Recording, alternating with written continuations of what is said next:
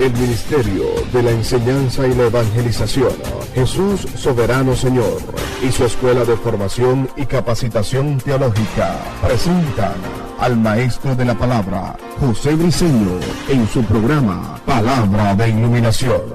Nuestro mayor objetivo es que el Dios de nuestro Señor Jesucristo, el Padre de Gloria, os dé espíritu de sabiduría y de revelación en el conocimiento de Él, alumbrando los ojos de nuestro entendimiento. Prepárense para escuchar al maestro de la palabra, José Briceño, y su programa Palabra de Iluminación.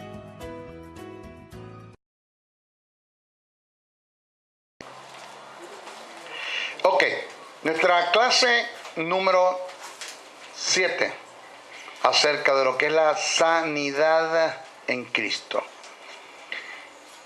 Vendría siendo la segunda parte de lo que es el plan de regeneración. De eso estamos tratando. Es la clase número 7 del seminario, pero es la segunda parte de lo que es el plan de regeneración. El estado de humillación que se dio en el Verbo y en Jesús se manifestó bajo 5 aspectos: la encarnación, el sufrimiento, la muerte, la sepultura, el descenso al infierno. De estos nombrados, nada más vamos a tocar el segundo y el tercer aspecto. Sufrimiento. Todos los sufrimientos de Cristo fueron el resultado del hecho de haber tomado el lugar de los pecadores en forma vicaria. Acuérdense lo que le enseñé. Vicario es contrario a sicario, o el sicario es lo antónimo del vicario. El vicario entrega la vida, el sicario la quita. Nadie pudo sentir lo penetrante del dolor, la pena y el mal moral como lo sintió Jesús. Generalmente lo que más se conoce es que Dios hizo caer sobre Jesús nuestras iniquidades y nuestras enfermedades como un diluvio. Sin embargo, debemos conocer otras aflicciones en la vida de Jesús, tales como el Getsemaní. ¿Qué pasó? ¿Qué sucedió? ¿Qué se dio en el Getsemaní? ¿Qué se dio allí? Porque nosotros leemos en la Biblia un huerto que estaba en el monte de los olivos, ¿ya? Frutales. ¿Qué sucedió allí? ¿Qué fue lo que se confrontó allí de Jesús? ¿Cuál fue su padecimiento? Acuérdense que Jesús sufrió integralmente en el espíritu, en el alma y en el cuerpo. ¿Qué se dio en el Getsemaní? Fue el trato de Dios con el alma. El cuerpo y el espíritu y el cuerpo se dio en la cruz del Calvario. Entonces, sin embargo, debemos conocer otras aflicciones en la vida de Jesús, tales como el Getsemaní, la tortura romana, el Gólgota, que es lo que llaman el monte del cráneo, de la calavera, el Gólgota, que formaron parte de su sacrificio redentor. Vamos a comenzar a narrar los padecimientos de Jesús paso a paso, para que podamos crear conciencia con respecto al costo que tuvo nuestra salvación, para que después usted venga a decir que Dios permite la enfermedad o que Dios es causante de la enfermedad. O sea, lo mío es hacerte crear conciencia, que no es posible, chicos, que después que Dios haya colocado y pasado a Jesús por tanto sufrimiento, vaya a estar enfermando a la iglesia, porque Dios lo hizo con Jesús para no hacerlo contigo. Eso es lo que queremos enseñar. Primero comencemos con el Getsemaní. Getsemaní era una pequeña propiedad cercada, un huerto entre árboles y frutales y varios arbustos. Se encontraba al pie del monte de los olivos. Este término etimológicamente significa prensa de aceite. Que nada más y nada menos, eso fue lo que sucedió con el alma de Jesús. Jesús fue triturado. Jesús tuvo que morir en el alma, producir el suicidio en el alma para que Dios pueda vivir en él. ¿Ok? En el Getsemaní Jesús comenzó a sentir una agonía psíquica hasta el punto que exclamó: mi alma está triste hasta la muerte. Entonces el texto dice, Mateos 26, 36, 38. Entonces llegó Jesús con ellos a un lugar que se llama Getsemaní, y dijo a sus discípulos: sentaos aquí, entre tanto que voy allí y oro. Y tomando a Pedro y a los dos hijos de Zebedeo, comenzó a entristecerse, ¿quién? Jesús, y a angustiarse en gran manera. Entonces Jesús les dijo: mi alma está triste, está muy triste hasta la muerte. Según lo escrito originalmente, lo que realmente Jesús expresó fue: tengo una tristeza que me está causando la muerte. Eso fue lo que Jesús expresó. Así parecen algunas versiones. En cuanto a su agonía, podemos resaltar lo siguiente. Entonces llegó Jesús con ellos a un lugar que se llamaba Getsemaní, y comenzó a entristecerse, a angustiarse en gran manera. Eso es Mateos 26, 36, 38. Pero Lucas 22, 44 escribe, reza, cita: y estando en agonía, quien Jesús oraba más intensamente. Óigame, el nivel de su oración es el nivel de su agonía. Si oraba más intensamente es porque intensamente era su agonía. Eso mírelo así. Estando en agonía oraba más intensamente, y era su sudor como grandes gotas de sangre que caían hasta la tierra. El término agonía del griego es agonía, igual se pronuncia, que indica una extrema tensión emocional y tiene que ver con el área psíquica que radica en el alma. Según el relato de Hebreos 5:7, Cristo lloró y gimió con gran clamor y súplica. Algunos historiadores alegan que Cristo oró en la forma más humillante, como lo hacía todo judío. Se postraba sobre sus pectorales y su rostro en tierra hasta transpirar el polvo. Era tanta la agonía por la que Jesús pasaba, que su oración fue: si es posible, pasa de mí esta copa. Cuando en realidad lo que Jesús dijo, según lo escrito en el original, fue: si hay otra forma de redimir al hombre, vamos a buscarla, porque lo que viene es duro. Esto es fuerte, esto no es fácil. Ya va, pero ya va. Pero es que a ti se te dieron condiciones como verbo. Sí, pero es que una cosa es aceptar unas condiciones como verbo y otra cosa es estar en la carne. Le voy a hablar una verdad paralela para que usted me agarre. Dios sabe lo que es la tentación,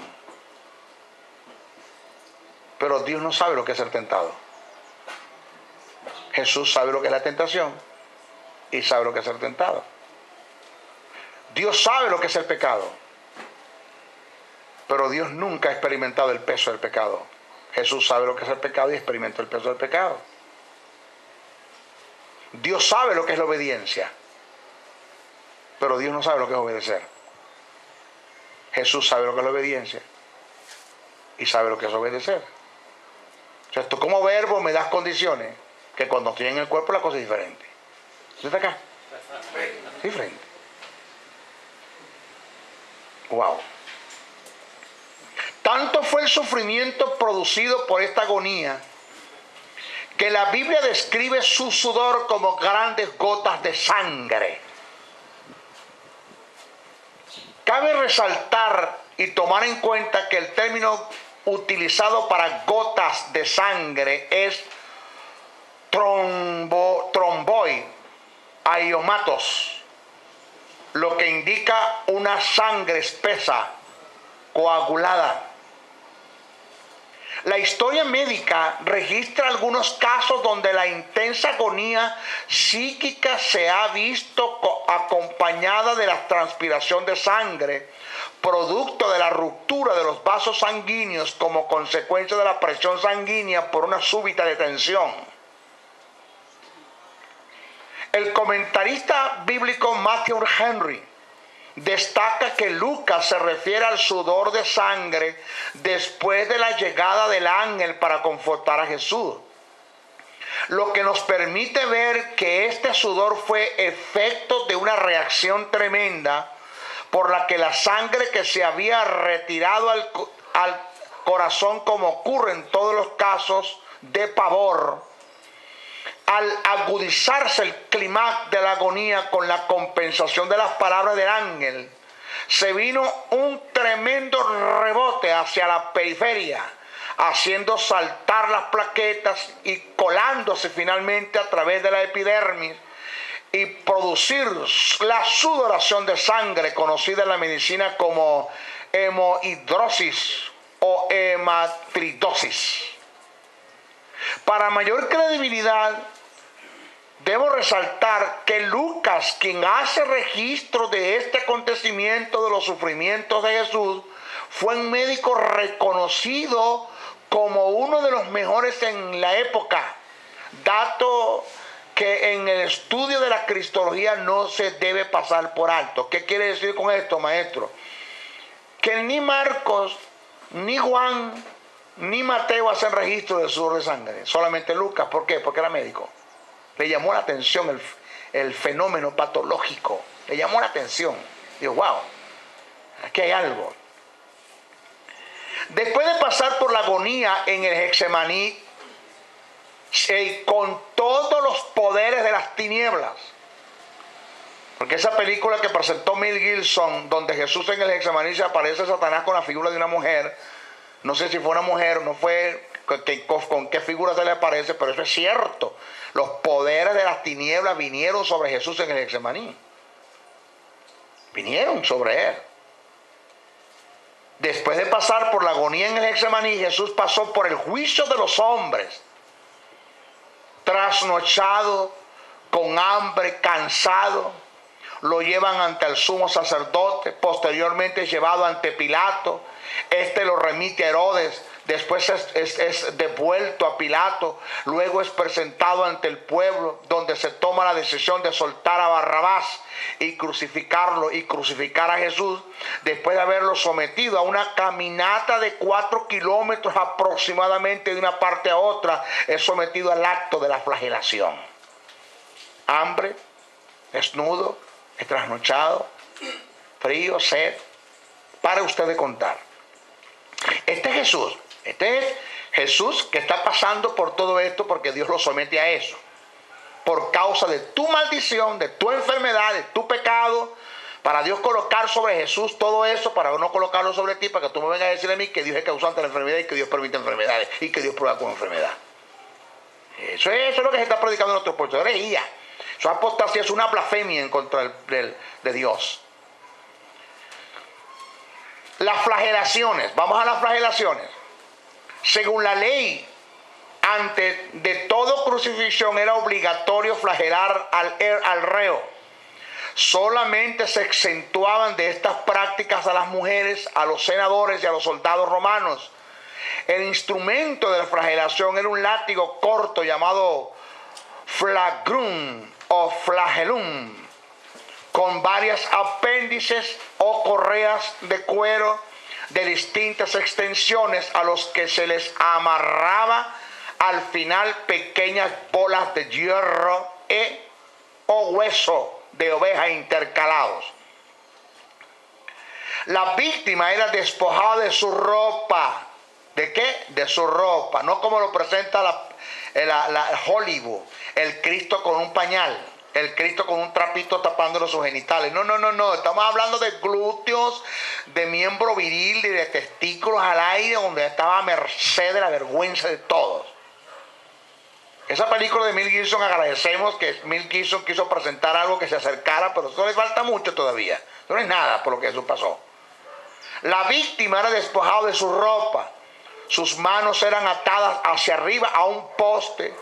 Espaldas, glúteos, muslos y piernas eran flagelados por 2 soldados que, colocados a ambos lados de la persona, se alternaban el azote. Debemos tomar en cuenta que quienes flagelaron a Jesús eran verdugos. Oiga, verdugos, hombres especializados en la materia, con una mente cauterizada, sin estado de conciencia. Ellos tiraban el látigo hasta partir el alma de una forma indolente. Ellos no tenían con que te duele o no te duele, eso tiraban. El daño infligido por los azotes dependía de dónde se colocaran los verdugos. El propósito de las flagelaciones no era causar la muerte, sino torturarlo para que muriera a largo plazo en la cruz. Por esta causa el verdugo debía tener cuidado de aplicar el castigo en las zonas del cuerpo más propicias para la flagelación. No debía dirigirse a la cabeza, estómagos, ni hígado, o sea, el estado, esto es en el costado derecho, como tampoco a los testículos. Esto indica que las flagelaciones dadas a Jesús cayeron sobre un mismo lado de sus espaldas y glúteos.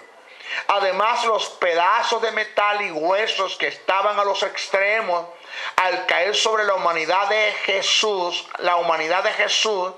producían profundas contusiones y heridas hasta rasgar la carne. Tomando en cuenta que Jesús no lo flagelaron los judíos, sino los romanos, debemos deducir que no le dieron 40 latigazos, sino 120. Esto es 3 veces 40. Presta atención a eso. Bueno, después le clavan la corona. Adición a esto, le colocaron una corona de espinas sobre la cabeza, una de las partes más sensibles del ser humano. La corona que colocaron sobre Jesús no era una forma de circunferencia, algo así como circunferencia, como presenta Hollywood, no, sino era especie como de un casco. Lo deducimos porque la Biblia dice que al golpear sobre la corona con una vara hundían más las espinas. Cosas que no es posible si la corona hubiese sido circunferencia.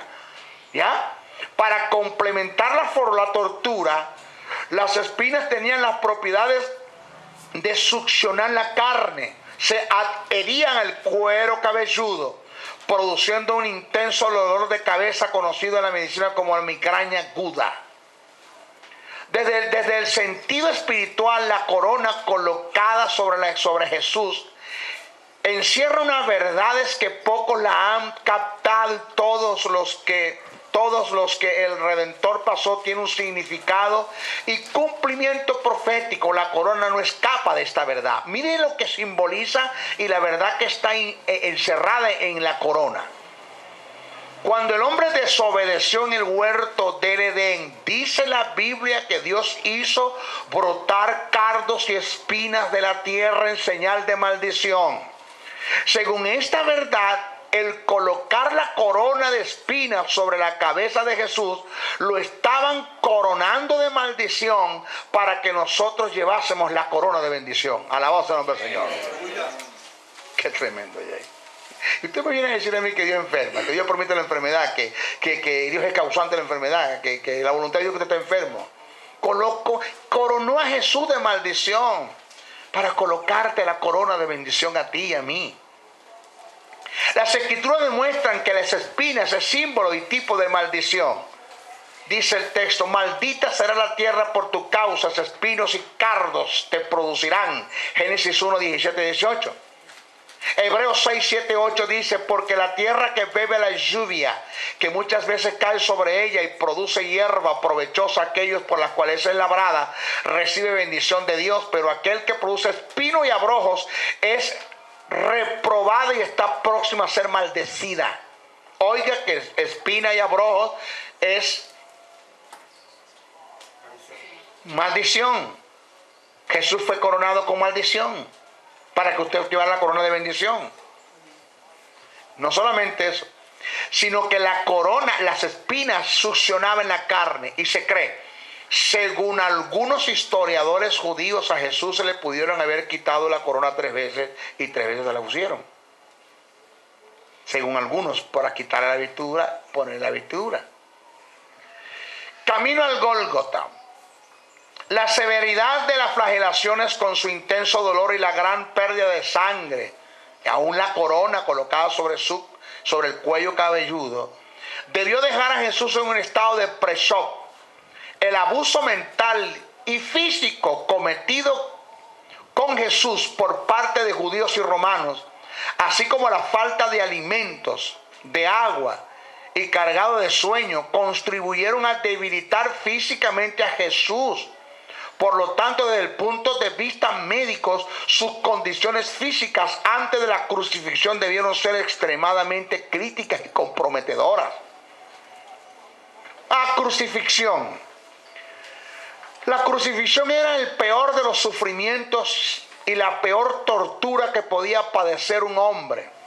Era reservado para los esclavos extranjeros, revolucionarios y criminales más viles.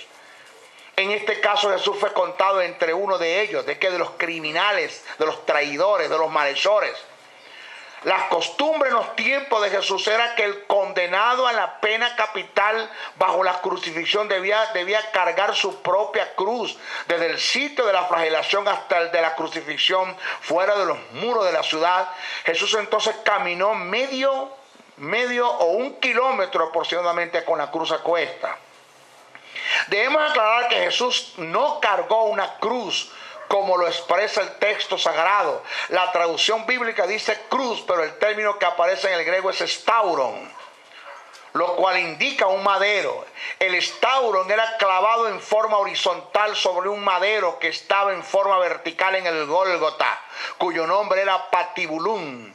Clavando el stauron sobre el patibulum se formaba la cruz. El madero, o sea, el stauron que Jesús cargó, tenía un peso aproximado de 70 kilos. Aproximadamente 2 sacos de cemento sobre sus hombros. Fíjate atención en esto, pero estamos heridos, estamos flagelados, estamos con la corona, tengo hambre, tengo sed, desnudez, es trasnochado.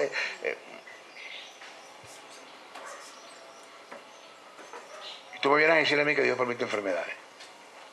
Esto es una broma, chicos, que si yo soy Jesucristo y yo cargo la cruz y por A o por B me doy cuenta que Dios va a probar la iglesia con enfermedad, yo tiro la cruz esa.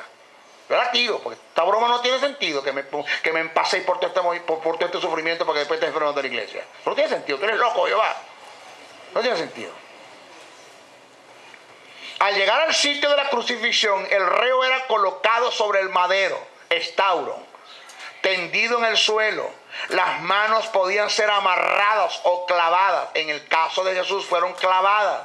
Según algunas investigaciones, los clavos eran generalmente colocados con mayor precisión en las muñecas, no en las palmas, en las muñecas y no en las palmas de las manos, porque a causa del peso corporal, las manos se rasgaban y el cuerpo no se mantenía en la cruz. La muñeca acá, la muñeca, no acá en la palma de las manos.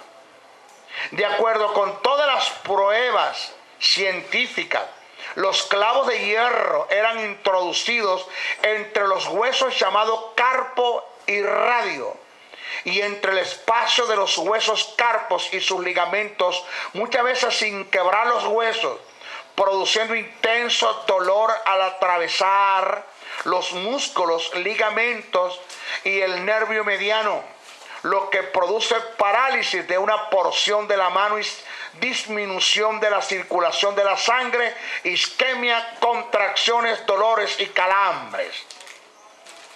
Debemos tomar en cuenta que los clavos eran cuadrados con la punta roma o bola, medían aproximadamente de 8 a 13 centímetros de largo por 1 centímetro de diámetro.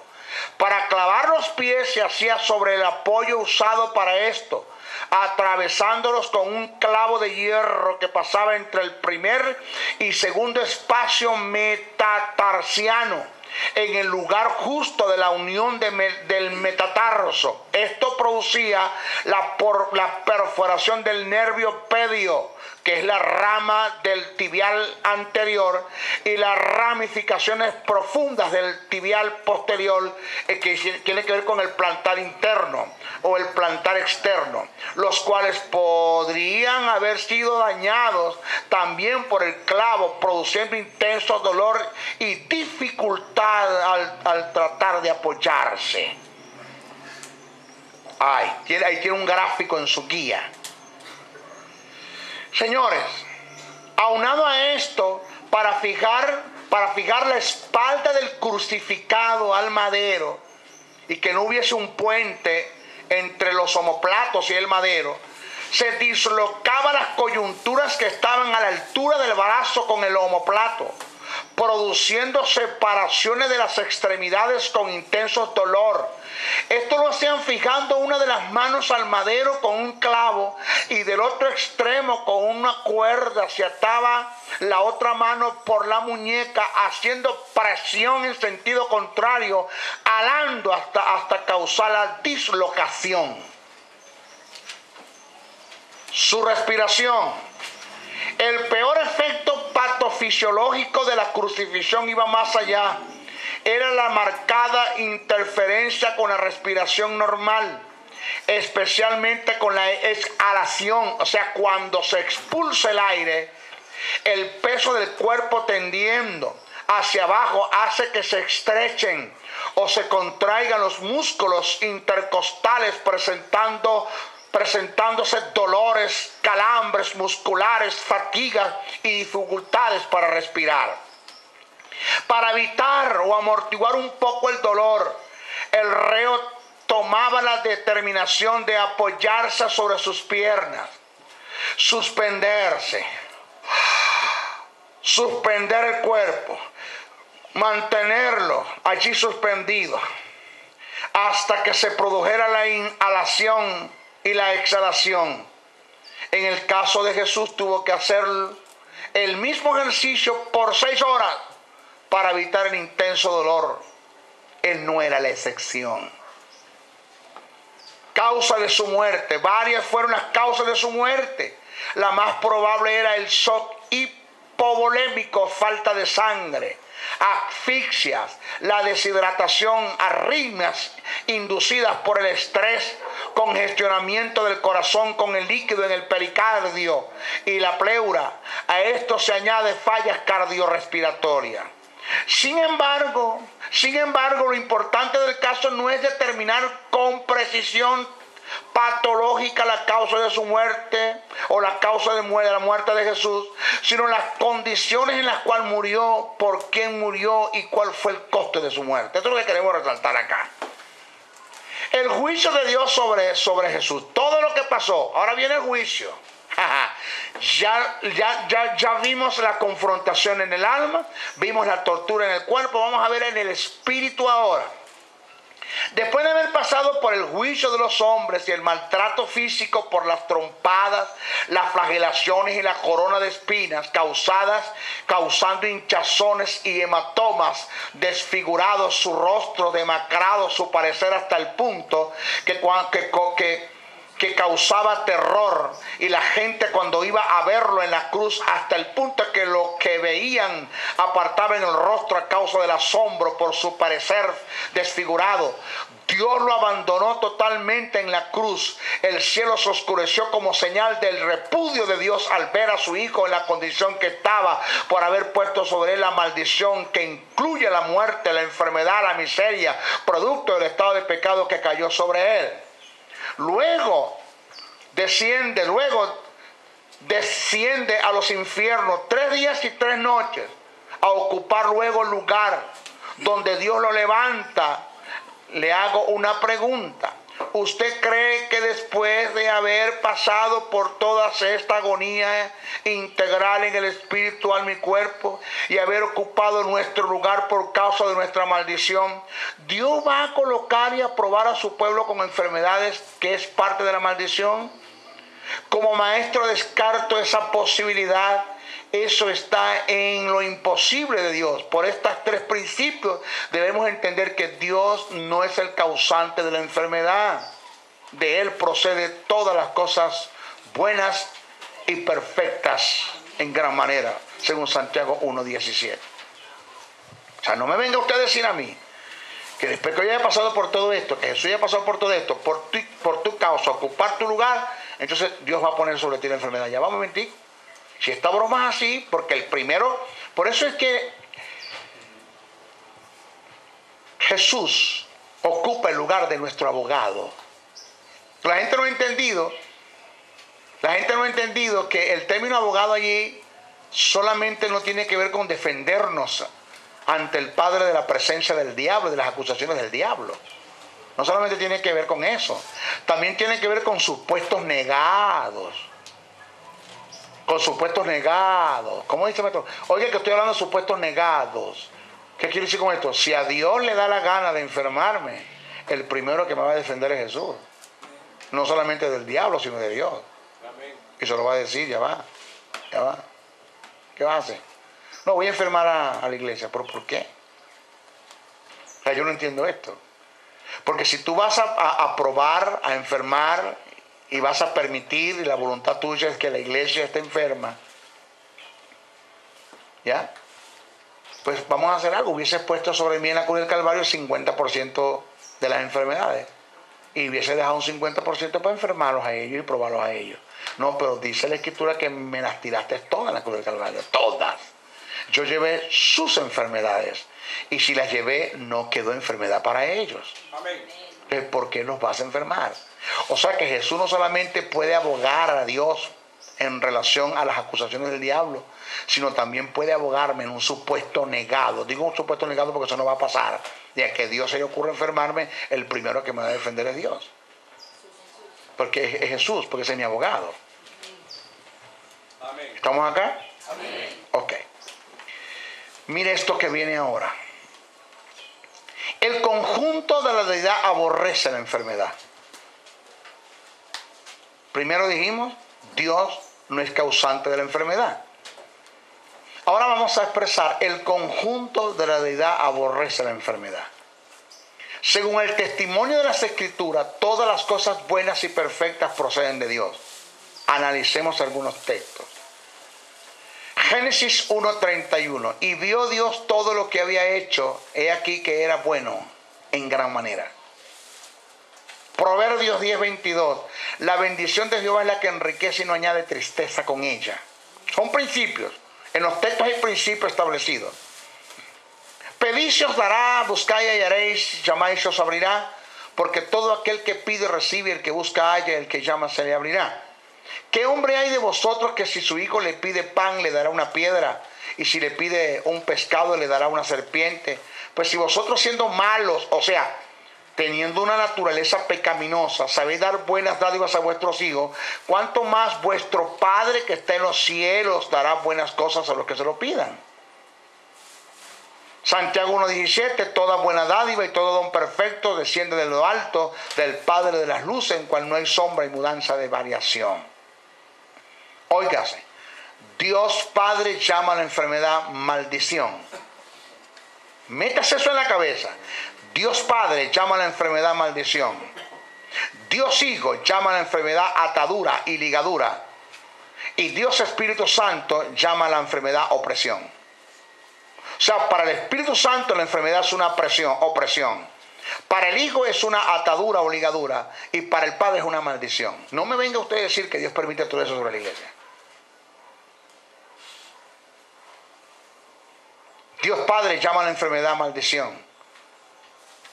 Pero acontecerá si no oyeres la voz de Jehová tu Dios para procurar cumplir todos sus mandamientos y sus estatutos que yo te intimo hoy, que vendrán sobre ti todas estas maldiciones y te alcanzarán. Te herirá de tisis, fiebres e inflamación, de ardor, y para ustedes contar. ¿Cómo se llama la enfermedad? ¿Cómo la llama Dios? Maldición. Uno de los significados del término maldición está en contraste con la vida de victoria, de prosperidad, de salud. La enfermedad es parte de la maldición, en consecuencia está en contraste el carácter y la voluntad de Dios. Dios Hijo llama a la enfermedad atadura y ligadura. Vamos a comprobarlo por las Escrituras. Enseñaba Jesús en una sinagoga en el día de reposo. Y había allí una mujer que desde hacía 18 años tenía espíritu de enfermedad y estaba encorvada y en ninguna manera se podía enderezar. Cuando Jesús la vio, la llamó y le dijo: mujer, eres libre de tu enfermedad. Puso la mano sobre ella y ella se enderezó, luego glorificaba a Dios. Pero el principal de la sinagoga, enojado de que Jesús hubiese sanado en el día de reposo, dijo a la gente: 6 días hay en que se debe trabajar, en estos pues venid y ser sanado, y no en día de reposo. Entonces el Señor le respondió y dijo: hipócrita, cada uno de vosotros no desata en el día de reposo sus buey y su asno del pesebre lo lleva a beber. Y a esta hija de Abraham que Satanás había atado. ¿Cómo llama Jesús la enfermedad? Atadura. La había atado 18 años. ¿No se le debía desatar de esta ligadura en el día de reposo? ¿Cómo llama Jesús la enfermedad? Ligadura. El término ligadura del griego es desmo. Tiene que ver con una banda o cadena que sirve para atar, se dice de una coyunda o correa fuerte, como especie de una soga con la cual se amarraba el yugo de los bueyes. Este término también se utiliza para hacer referencia a los grilletes con los cuales se ataba a los presos. Cuando se trata de una enfermedad como ligadura, bajo el término desmo, se refiere a un fenómeno que te deja desprovisto de toda posibilidad de movimiento, convirtiéndose en un yugo, inutilizando la vida social normal de un individuo, pasando a ser un penitente de la enfermedad. Todo esto está en contraste con el carácter y la voluntad, la vida y el ministerio de Jesús. Él vino a hacer todo lo contrario. En ningún momento Cristo en su ministerio de sanidad clasificó las enfermedades. Él sabía que ninguna procedía de Dios.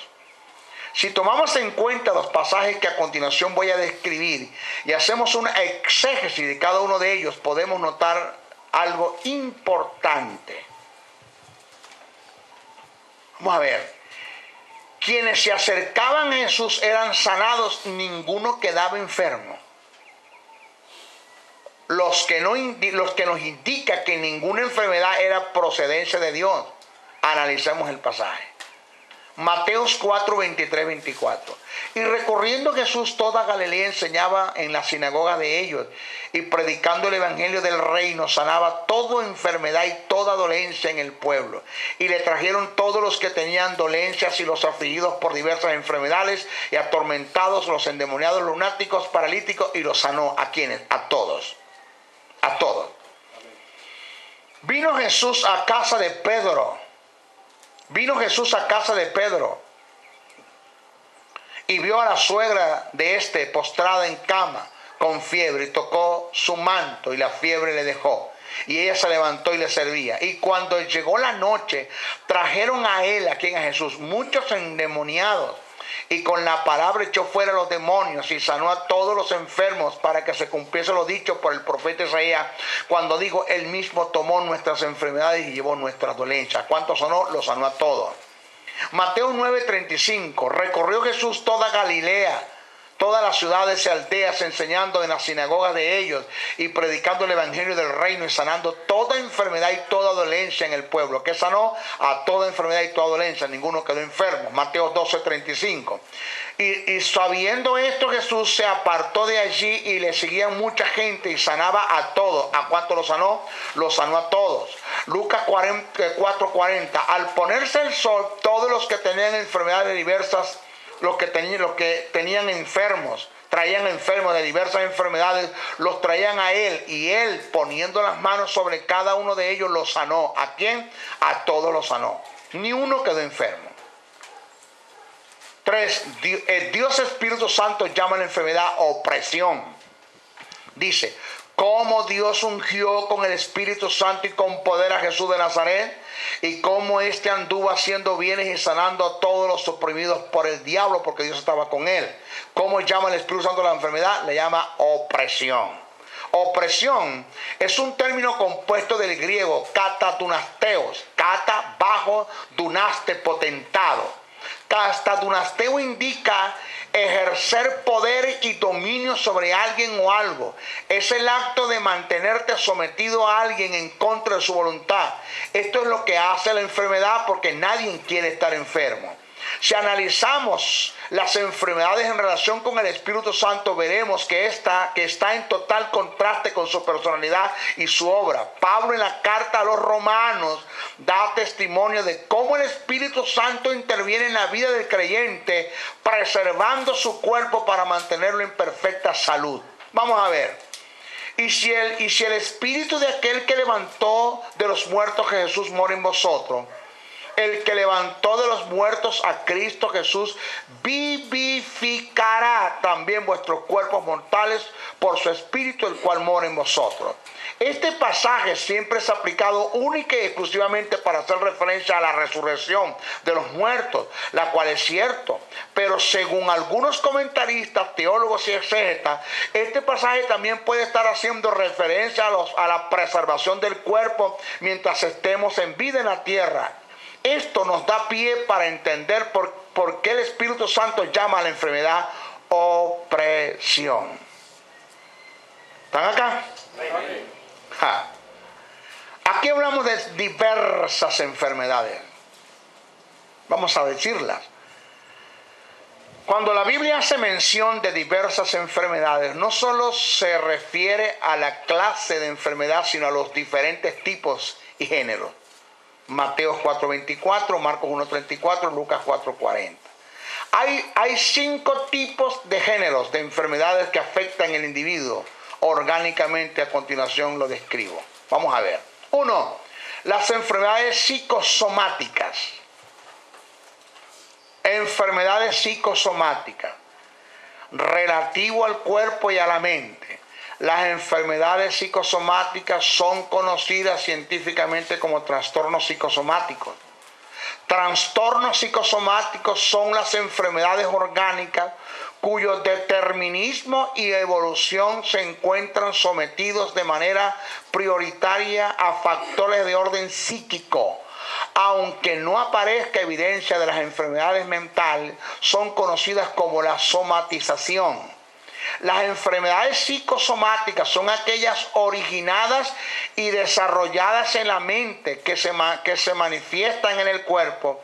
Estas enfermedades solo pueden ser combatidas por el conocimiento de la palabra, y de allí la importancia de meditar en la palabra y no en la enfermedad para evitar caer en este género.